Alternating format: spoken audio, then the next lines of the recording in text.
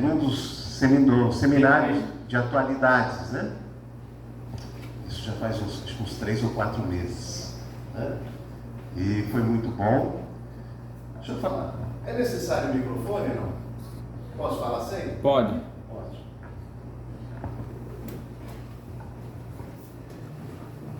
Então, eu prefiro assim. Que bom estar aqui mais uma vez para a gente conversar, para a gente estudar mais uma vez sobre o Evangelho de Jesus, né? Hoje o tema que nós vamos conversar é em relação ao capítulo Volta para Casa do livro Alguém Me Tocou, de José Carlos de Lima. E ele vai falar em que ponto? Justamente sobre essa prece que nós acabamos de fazer, que é a oração do Pai Nosso, né? Quando a gente fala volta para casa, quando o De Luca põe nesse capítulo, ele fala no momento em que a gente volta para a espiritualidade. Quando que a gente, durante o dia, volta a falar com Deus? Durante as nossas orações, não é? É o momento em que a gente tem aquele momento de intimidade com Deus, em que a gente conversa com Ele, em que a gente pede orientação, proteção. É isso que a gente faz, não é? Seria uma conversa, seria uma volta para casa. E aí ele entra nesse capítulo falando assim, olhando essa prece que Jesus nos ensinou. Será que a gente presta bem a atenção naquilo que a gente está recitando? Nem sempre.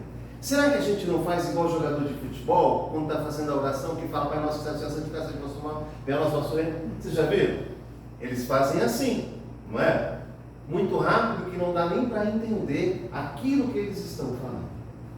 Mas se você começar a analisar cada palavra dessa oração, você percebe que não é só importante aquilo que você está falando, não só aquilo que você está recitando, mas principalmente qual é a visão que você tem do nosso Pai, do nosso Criador.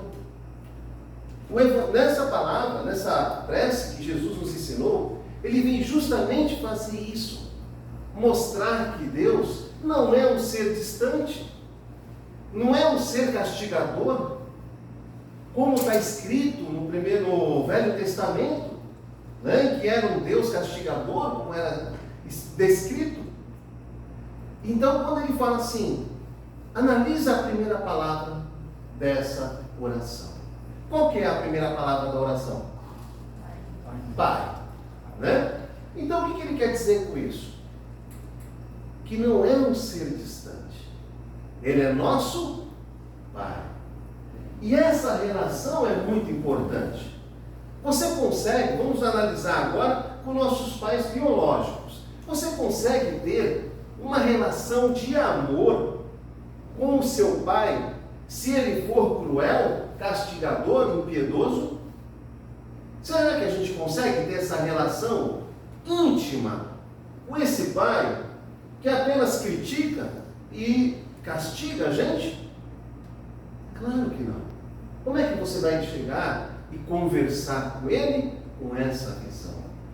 Então, quando Jesus, a primeira palavra que ele fala, Pai, quer dizer aquele que ama, aquele que não julga, aquele que está sempre de braços abertos para você, não importa o que aconteceu, não importa o que você tenha feito. E aí é aquele que a gente vai se aconchegar no colo dele, e vai todo frágil, cheio de defeitos, e vai falar, Pai, eu estou aqui. Não importa, às vezes quando a gente vai fazer uma prece, às vezes as pessoas se preocupam muito com a quantidade de palavras, se elas são bonitas, se elas são um texto elaborado. Não é isso que importa. Eu tenho um conhecido em que ele fala assim, sabe qual que é a minha oração? Ele fala, Pai, eu estou aqui. Ele chega e levanta, ele fica sentado, olha para o alto e ele fala, Pai, eu estou aqui. Eu achei linda. Porque é direto. Significa, Pai, eu estou aqui. Simples, ignorante, frágil, querendo acertar, querendo modificar a minha vida. Então, quando o De Luca fala nesse significado, Pai é aquele em que você tem que depositar todo a tua tristeza, toda a sua fraqueza, seu arrependimento, e com desejo de você mudar a sua vida. Então, quando a gente for fazer essa prece, a gente olha Pai dessa forma. Mas nesse capítulo, é interessante que ele fala como não, né? Como justamente nessa oração ele quis simplificar e quebrar, a simplificar que eu falo assim, que não precisa de intermediários entre nós e o Pai. Nós não precisamos de um palestrante, de um padre, de um pastor, de nada. É só a gente se achegar num quarto, em silêncio, ou em qualquer momento, e você fazer essa prece. Então, assim, quando ele fala simplificar, não precisa de intermediários. A segunda coisa que ele fala é que todo aquele Deus em que foi descrito no Primeiro Testamento, em que era um Deus cruel, foi necessário para aquela época. Porque naquela época era um povo semi-primitivo, e que matava, roubava, e que precisava de um pulso mais firme. Mas Jesus veio 1500 anos depois, e ele mostrou que todos aqueles 10 mandamentos que foi descrito por Moisés, que é a lei mosaica, em que era muito rigorosa, ele simplificou numa só lei, e que fala que é amar a Deus sobre todas as coisas, e o próximo como a si mesmo. Então ele colocou, porque aquele que ama a Deus e ama o próximo como a si mesmo, não vai querer o mal para o próximo, não é? Então ele simplificou nesse mandamento. Então olha só como era antigamente considerado Deus. Ao principiar a oração chamando de Deus Pai, Jesus deseja que o nosso diálogo com Deus seja de um filho conversando com o Pai. Com frequência, nosso diálogo com o Criador sofre interferências negativas pelas ideias equivocadas que nós alimentamos de Deus. Então, por mais que você tenha muita fé naquele pedido que você quer fazer, ou no seu agradecimento, mas se você já tem um bloqueio criado por esse pensamento antigo de que Deus castiga, você já não está conseguindo ter uma ligação direta. Você já não está conseguindo que a sua oração entre num campo vibratório de amor, porque você está com medo. Olha para Deus com medo, né? E às vezes as crianças, quando a gente é criança e que a gente faz alguma arte, geralmente a gente escuta o quê? Deus castiga, não é? Gente, olha, quer falar uma coisa para gravar, é criança. Criança grava, não é? Idoso também. Então não prometa nada para criança e para idoso, que eles gravam, que eles lembram. Então quando você grava alguma coisa em relação, quando você é criança e fala, Deus castiga, ele já cria aquilo na mente, que Deus castiga. É igual a ideia quando a gente também fazia uma arte que fala, olha o velho do saco. Vocês conheceram o velho do saco? Não conheceram, mas morriam de medo dele, né? Nossa, eu também. Só que era uma forma de quê? De criar vamos dizer assim, uma forma de você obedecer pelo medo. E é isso, infelizmente, que era a forma de que tinha que se obedecer antigamente, pelo medo, não por amor. No Antigo Testamento, encontramos razões para ter essa visão equivocada de Deus, a qual Jesus veio reformular. Vejamos essa passagem que consta no Velho Testamento. Olha só, gente. Saibam todos que somente eu sou Deus. Não há outro Deus além de mim. Eu mato e faço viver. Eu firo e eu curo. Ninguém pode me impedir de fazer o que eu quero. Agora levanto a mão para o céu e juro pela minha vida eterna que farei isso. Afiarei minha espada brilhante e começarei a fazer justiça. Vou me vingar dos meus inimigos e castigar os que me odeiam. As minhas flechas ficarão manchadas de sangue e a minha espada matará os meus inimigos. Não escapará nenhum dos que lutam contra mim, até os prisioneiros serão mortos. Que Deus era esse? Não é? Como não ficar com medo de um Deus desse? que foi descrito? Né? Como a gente não criar um bloqueio e você ter vergonha, você ter medo de olhar para Ele com os seus defeitos e qualidades? E aí veio Jesus depois e mostrou que é tudo diferente. Que Ele nos ama como a gente é, com as nossas, como eu falei, qualidades e defeitos. Ele sabe, como Jesus falou, que nenhuma ovelha será perdida. Que cada um no seu tempo vai atingir a perfectibilidade, a angelitude. Todos nós um dia atingiremos, mas cada qual no seu tempo. O que não podemos é criticar, julgar, não é? Porque isso, como a gente fala, é um tempo que é respeitado. De Lucas fala aqui, ora, Deus apresentado nessas palavras de Moisés seria alguém passivo de tratamento psicológico. Esta imagem distorcida do Antigo Testamento dificulta um diálogo franco, aberto e amoroso com Deus, pois se Ele é alguém que nos pode castigar até nos matar, não nos sentiremos à vontade para nos expormos, para admitirmos nossas fraquezas e nos sentirmos guiados quanto ao melhor caminho a seguir. Sobretudo, para nos sentirmos amados por aquele que nos criou, por quanto esse Deus pode, numa crise de ira, aniquilar nossa própria existência. A consequência disso é uma relação extremamente pobre com Deus. Então a relação que a gente tem que ter com Deus é de puro amor, jamais com medo. Deus castiga? Não. Quem é que se castiga? Somos nós, as nossas atitudes. Deus, por ser amor imensurável, Ele age através das leis. E se nós infringimos as leis, nós temos a nossa punição. Não porque Deus quer, mas porque nós afligimos. Se eu estou dirigindo aqui em Jaú e passo na Ana Claudina, na Avenida Ana Claudina, ali a 200 por hora, eu corro o risco de bater. Mas eu sou multado. Mas por uma atitude, porque Deus quis que eu fosse multado, ou por um erro meu? Não é?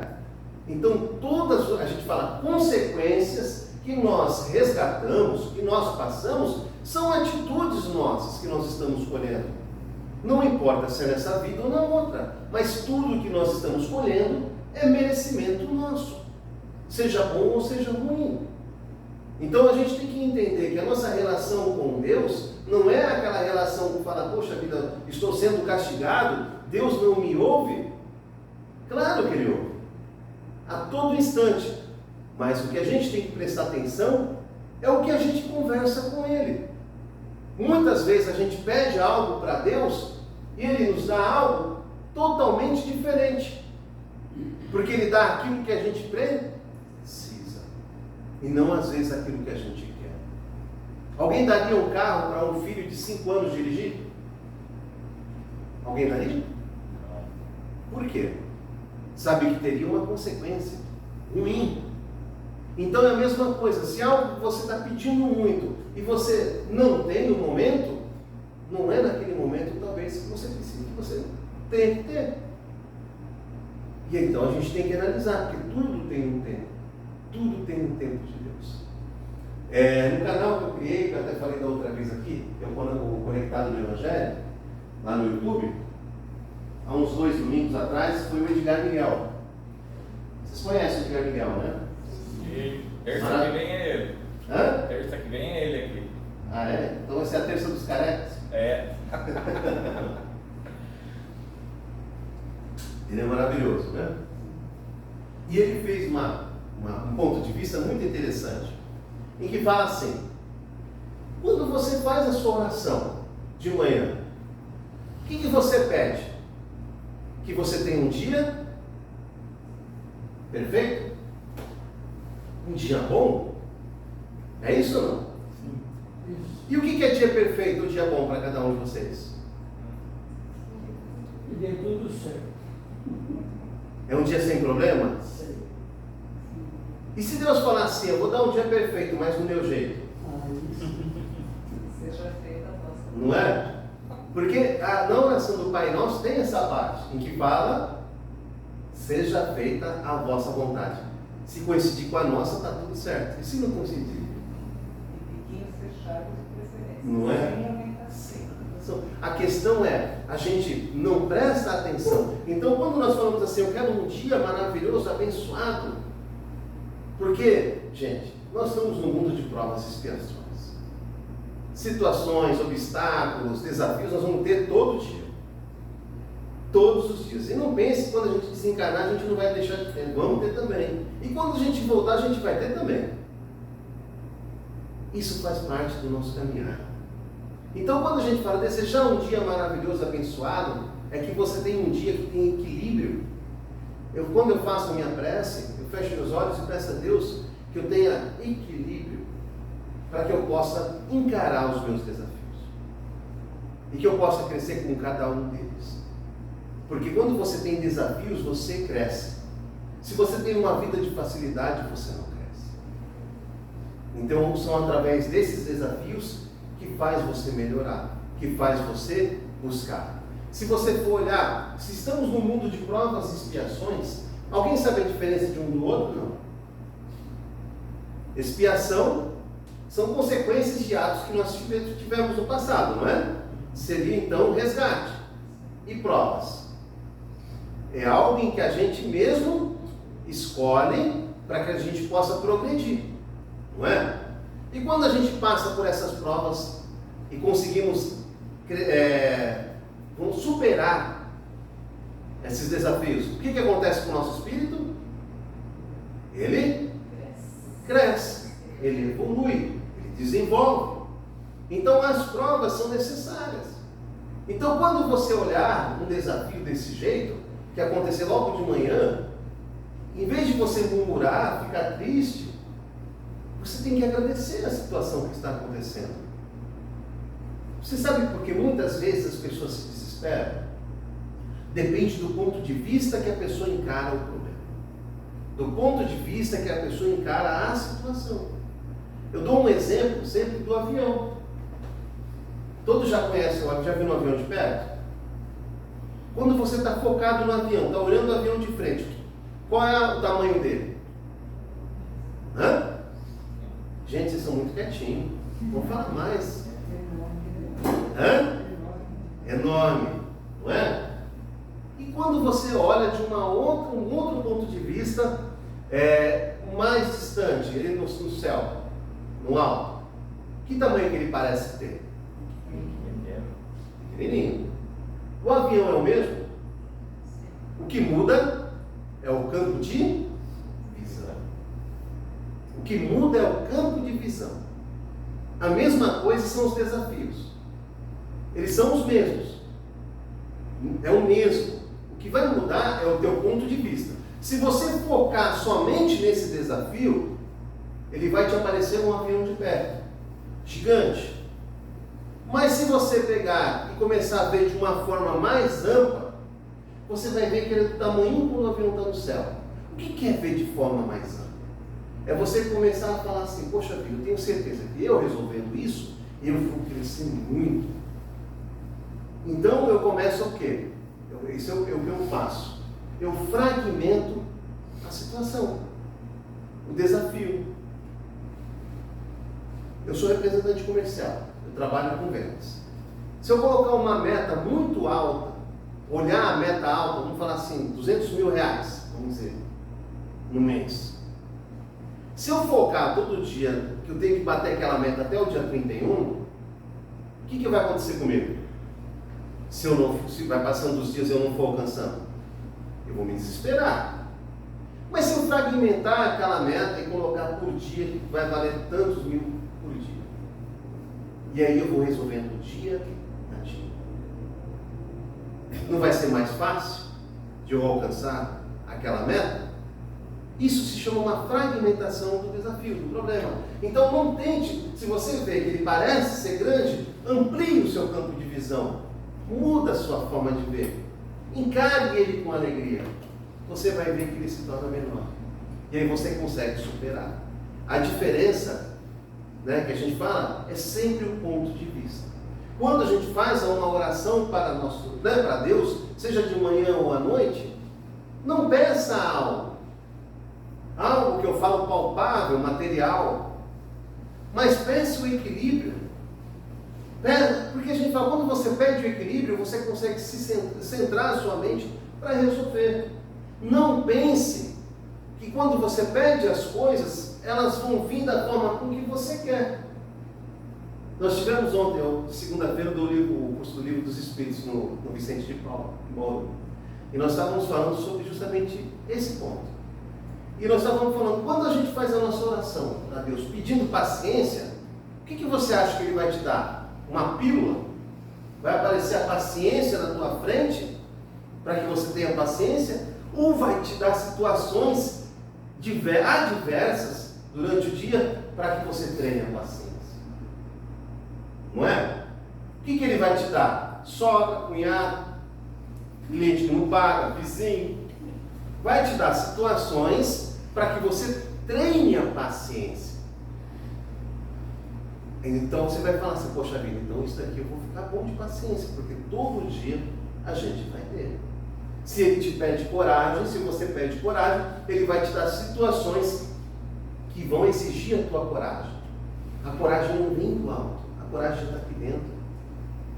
O que precisa é, a gente fala, potencializar, maximizar essa coragem que tem dentro de cada um de nós. Então, a gente fala, trocando em miúdos, tudo parte de nós e volta para nós. Muitas vezes as pessoas querem nas orações que venha tudo mastigado. Querem que a espiritualidade resolva. Querem que Jesus resolva. Tem uma frase nesse mesmo livro que fala assim, que o De Luca fala, Jesus não veio passar a mão na nossa cabeça e dizer, meu amigo, fique como está que vai ficar tudo bem. Não, Jesus é o mestre da transformação interior. Ele certamente está nos dizendo, meu amigo, mude para melhor que você vai melhorar. Então, se a gente está passando por uma situação que não está boa, é sinal que você precisa melhorar. É nisso que a oração funciona. Porque quando você começa a fazer oração, você acha que é você que está elevando o seu pensamento a Deus ou é Ele que está baixando? O que vocês acham? Deu para entender a pergunta? Quando nós fazemos a oração, nós estamos nos elevando. Nos elevando. Então, quando a gente se eleva a Deus, quando a gente cresce o nosso pensamento, a nossa vibração até Ele, o que acontece? Vem a resposta que a gente quer. Mas, quem tem que agir? Somos nós. Quando você faz uma prece, que você está ali passando por uma situação, e que você sabe, confia que vai dar tudo certo, a espiritualidade vem de alguma forma e fala, faz isso, toma esse caminho. Mas para isso a gente tem que estar com a mente completamente em sintonia, porque senão a gente vai sintonizar com outras coisas. Se você é uma pessoa que reclama muito durante o dia, um exemplo, você faz a prece de manhã, quanto tempo dura a sua prece? 1 minuto, 2 minutos? Vamos colocar 5 minutos. Adianta você fazer a prece 5 minutos, mas 23 horas e 55 minutos você faz tudo ao contrário do que você fez na prece. Você xinga, você humilha as pessoas, você não é uma pessoa grata, você reclama de tudo e de todos. Adianta aqueles 5 minutos de oração ou se perdeu? Claro que se perdeu. Porque quando a gente está fazendo uma prece, a gente está elevando o nosso pensamento, exige mudança de comportamento também, gente. Precisa da mudança de comportamento.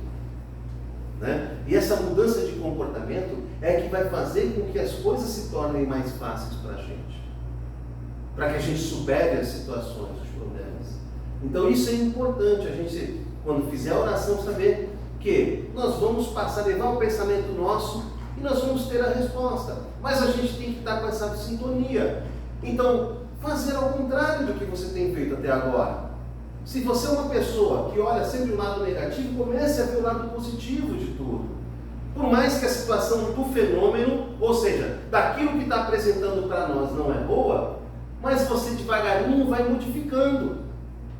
Não adianta você colocar a treva sobre a treva. A situação muda quando você muda. Então é esse pensamento que a gente tem que fazer. Agora as pessoas fazem a oração, é igual você colocar uma semente de qualquer coisa, qualquer planta, você tira um pouquinho da terra, colocou a semente, coloca a terra de volta, você colocou a água, vamos falar assim, naturalmente, ele vai germinar e vai crescer. Você colocando, você regando. Agora a pessoa que é ansiosa, que quer a resposta para ontem, ela vai lá e toda hora ela tira a terra de cima da semente. Vai acontecer o que com a semente? Vai germinar? Não vai. Por quê? Porque você não confiou. Porque você está toda hora ali querendo algo. Então, a partir do momento em que você deseja algo, em que você quer uma mudança do fundo do coração, a sua fé, o que ela é? É acreditar que ela vai se realizar. Mas o regar que a gente fala são as suas preces. Quando você coloca a terra por cima e você confia que com as suas preces, com a sua mudança de comportamento, você vai chegar lá. Você vai conseguir aquilo que Ele quer. E quando a gente fala assim, a segunda palavra da oração do Pai Nosso, do Pai, o que Ele fala? Gente, não ouvindo? Nosso, né? Então o que Ele fala? O que significa esse nosso? Que Ele é só de Jesus? De todos nós. Assim, independente de cor, independente de questão social, riqueza, pobreza, opção política, sexual, nada. É Pai de todo mundo. Pai de todos. Nosso Pai. Isso é importante entender que, um exemplo, por mais que outras pessoas enquanto nós estamos aqui estudando, outras pessoas estão procurando outras coisas, não importa. É Pai deles também. O que a gente tem que parar de começar a criticar. Por quê? Não falei no comecinho que existe uma frase que fala que nenhuma ovelha será perdida? Então, no tempo de cada um também vai ser respeitado. Existe um capítulo, se eu não me engano, não sei se é o 10 ou o 11 do Evangelho segundo o Espiritismo, que fala sobre caridade com os criminosos. Né? Se a gente começar a ver esse lado em relação que Ele é o Pai nosso, Ele é Pai também daquele que fez algo errado. Só que o que acontece? A primeira coisa que a gente coloca de pensamento é o erro, é a acusação. Isso. Adianta você mandar esse tipo de vibração? Não adianta. Porque você não está ajudando a eliminar. Você não está ajudando a mudar. Eu estou dando um exemplo em relação aos criminosos, mas não precisa ser muito longe. Aqui também tem aquele pessoal que fica vendendo paçoca nas esquinas, no semáforo. Tem bastante. E aí o que acontece? Se alguém está passando, você está com o seu carro, encosta ali no semáforo e ele vem te oferecer uma paçoca ou pedir alguma coisa. Aí você abre o vidro e aí você dá, ou não dá. Mas qual é o primeiro pensamento que você tem? Seja sincero, não precisa me falar, mas seja sincero. Qual é o primeiro pensamento que você vai ter na sua mente quando você dá? Primeiro é esse. Que saco. Depois o segundo é, vai gastar com droga. Ou, e se for, ele está fazendo mal para quem? Para ele mesmo, não é?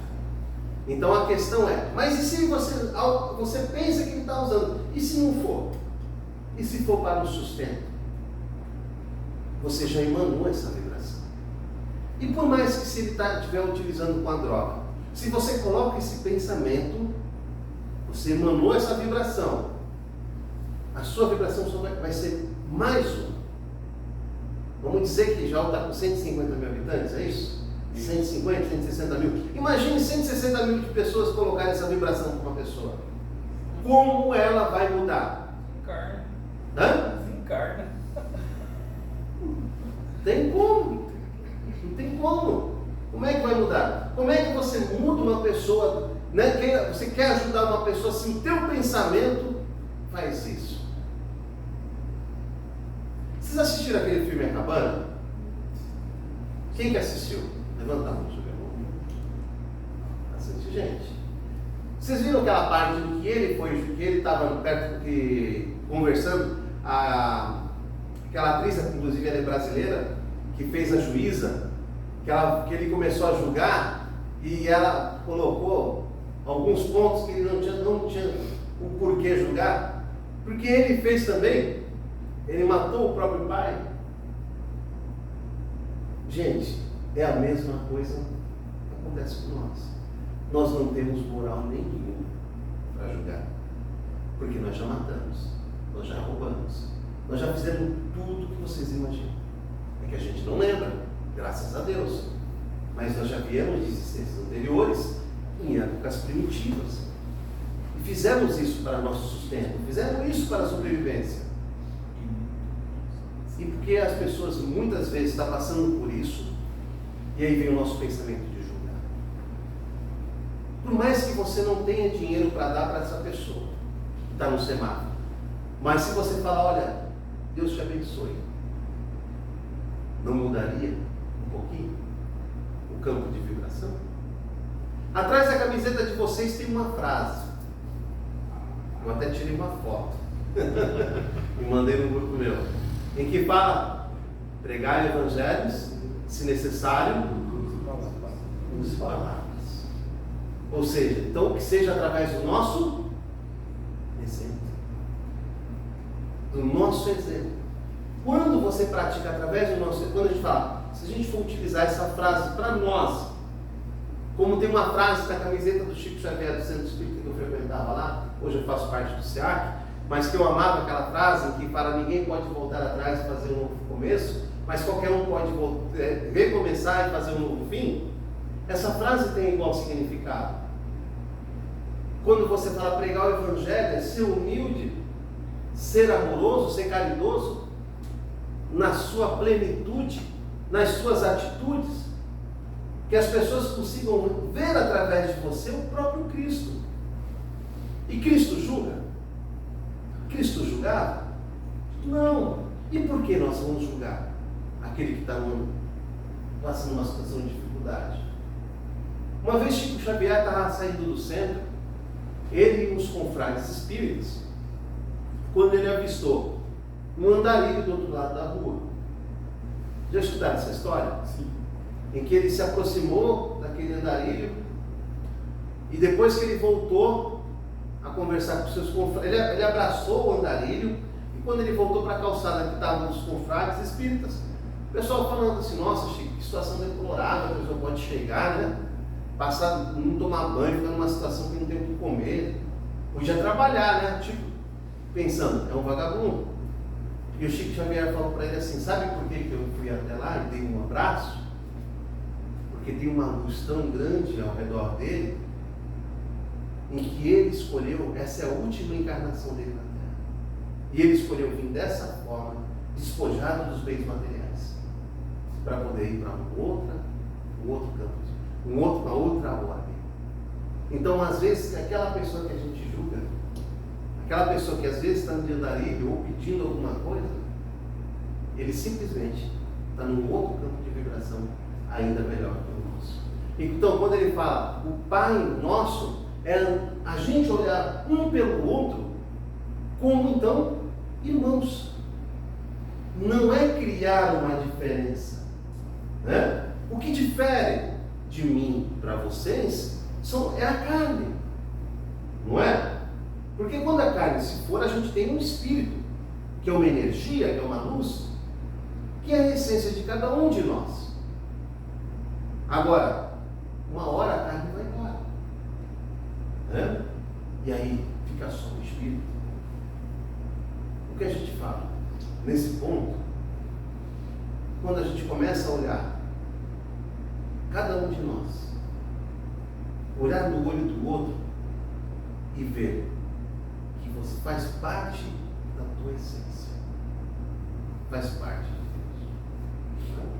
Olha no olho de um de cada um para o outro, por favor.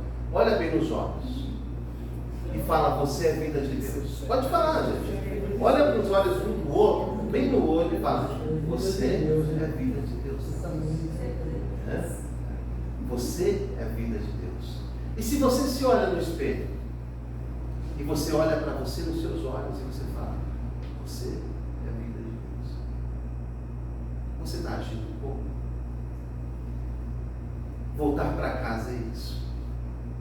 Voltar para a nossa essência, para aquilo que interessa, né? Para aquilo que realmente importa. Tudo que a gente está vendo de material, seja o carro, seja o próprio centro, tudo isso vai ficar daqui a alguns anos. E o que a gente vai levar? São as experiências. Tem uma história que eu vou contar para encerrar, em que fala assim: tinha um casal que tinha muita vontade de ter uma criança, de ter um filho. E aí, a esposa conseguiu engravidar.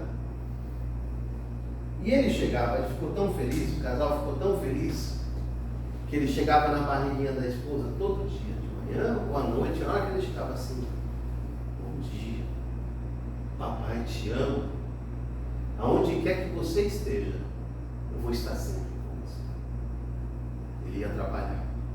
Quando chegava a noite do trabalho, a primeira coisa que ele dava um beijo na esposa e abaixava um beijo na barriguinha, analisava e falava: boa noite, papai te ama, onde quer que você esteja, papai vai estar sempre com você. E o tempo foi passando, a criança nasceu, e ele era um menino. Ele chegava, a primeira coisa que ele fazia era ir no berço e falava: bebê, papai te ama, onde quer que você esteja, eu vou estar sempre com você. E a criança foi crescendo, foi começando a andar, e a mesma coisa, quando ele chegava, ele abraçava a criança e beijava e falava: papai te ama, onde quer que você esteja, eu vou estar sempre com você.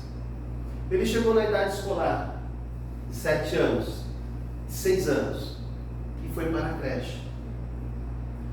E todo dia que ele ia para a creche, o pai dele levava, se tirava ele do carro e falava: papai te ama, onde quer que você esteja, eu vou estar sempre com você.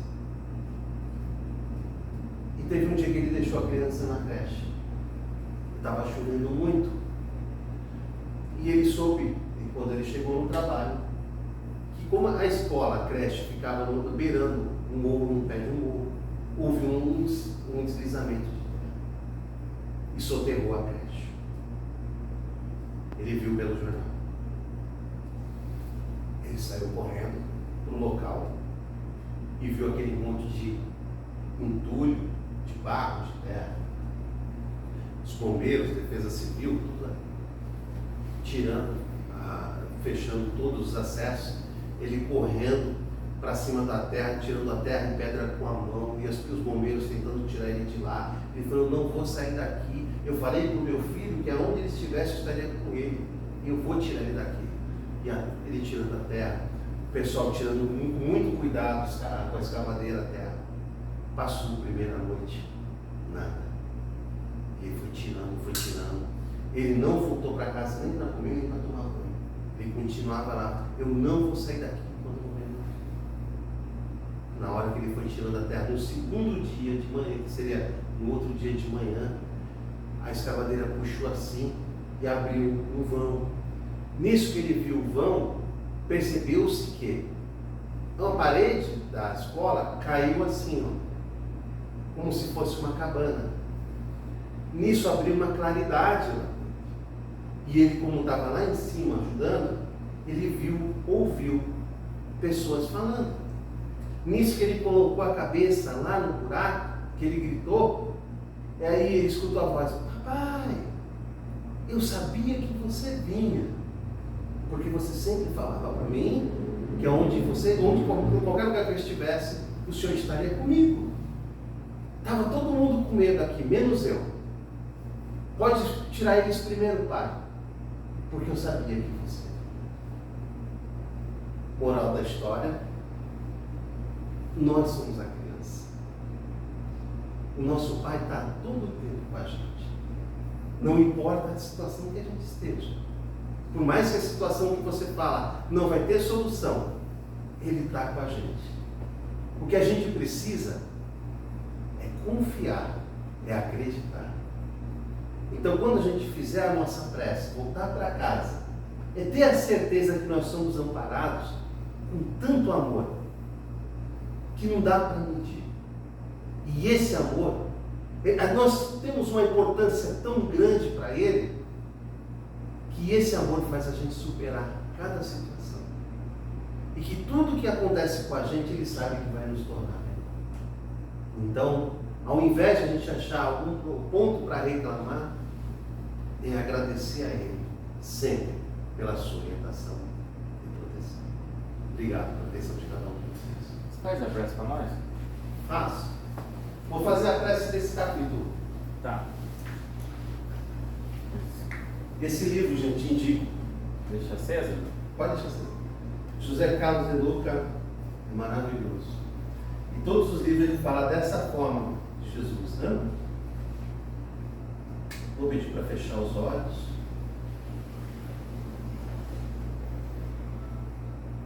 Amigo Jesus, como me sinto afastado de Deus? Como a imagem que fiz de Deus estava tão distante do Pai que me criou com tanto amor e que continua velando por mim dia e noite. Obrigado, Mestre, por trazer Deus para tão juntinho de mim.